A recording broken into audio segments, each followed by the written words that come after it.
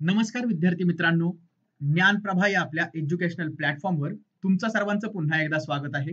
मित्रांनो, आज आपण पाहणार आहोत धातूंचे क्षरण म्हणजे करोजन ऑफ मेटल्स. बघा, तुम्ही कधी बघितलं असेल की चांदीची भांडी जास्त वेळ हवेमध्ये ठेवली असता काळी पडतात. तसेच तांब्याची भांडी हिरवी पडतात. हे का होत असेल बरं? हे होतं धातूंच्या क्षरण या प्रोसेसमुळं. म्हणजे त्या धातूंचं कोरोजन होतं. ते कोरोजन म्हणजे नेमकं काय ते आता आपण पाहूयात. लोखंडाची दमट हवेबरोबर अभिक्रिया होऊन त्यावर एक तांबूस पदार्थाचा थर येतो, त्याला गंज असे म्हणतात. त्याला केमिकली फेरिक ऑक्साईड असं म्हणतात.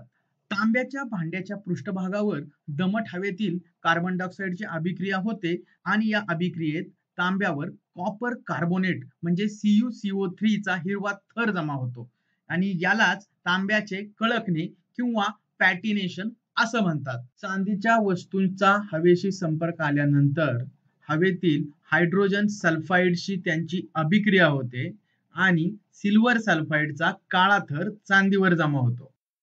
त्याचप्रमाणे ॲल्युमिनियमच्या हवेशी संपर्क आल्यानंतर ॲल्युमिनियम ऑक्साईडचा पातळ थर ॲल्युमिनियमवर जमा होतो. आता आपण कोरोजन या प्रोसेसला प्रतिबंध कसा करता येईल ते पाहूयात. यामध्ये पहिली प्रोसेस आहे जस्त विलेपन. यामध्ये लोखंड आणि पोलादाचे शरण रोखण्यासाठी जस्ताचा पातळ थर त्यावर दिला जातो.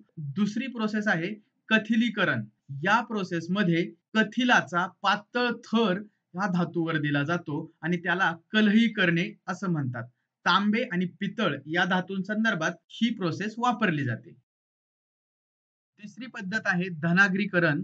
या पद्धतीमध्ये तांबे किंवा ॲल्युमिनियम यांसारख्या धातूंवर विद्युत अपघटनाद्वारे त्यांच्या ऑक्साईडचा पातळ आणि मजबूत थर दिला जातो. चौथी पद्धत आहे विद्युत विलेपन. या पद्धतीमध्ये विद्युत अपघटनाद्वारे कमी अभिक्रियाशील धातूचा जास्त अभिक्रियाशील धातूवर थर देण्यात येतो. याचं उदाहरण आहे चांदी आणि सोने विलेपित दागिने. पाचवी पद्धत आहे संमिश्रीकरण म्हणजे ॲलॉईंग. यामध्ये एका धातूमध्ये ठराविक प्रमाणात इतर धातू किंवा अधातू मिसळून एक मिश्रण तयार केलं जातं आणि याचं उदाहरण आहे ब्रॉन्झ, ज्यामध्ये 90% तांबे आणि 10% कथिल असतं. या मिश्रणामुळे धातूंवर होणारे करोजन कमी होते. अशा पद्धतीने आपण धातूंचे क्षरण हा भाग पाहिला.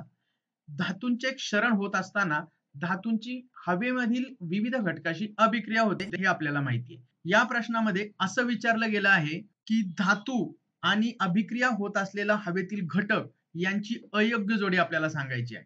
मित्रांनो, या प्रश्नाचं उत्तर तुम्ही कमेंट करा. व्हिडिओ पाहिल्याबद्दल धन्यवाद मित्रांनो. व्हिडिओ आवडला असेल तर लाईक करा आणि आमचं चॅनेल सबस्क्राईब करा. धन्यवाद मित्रांनो.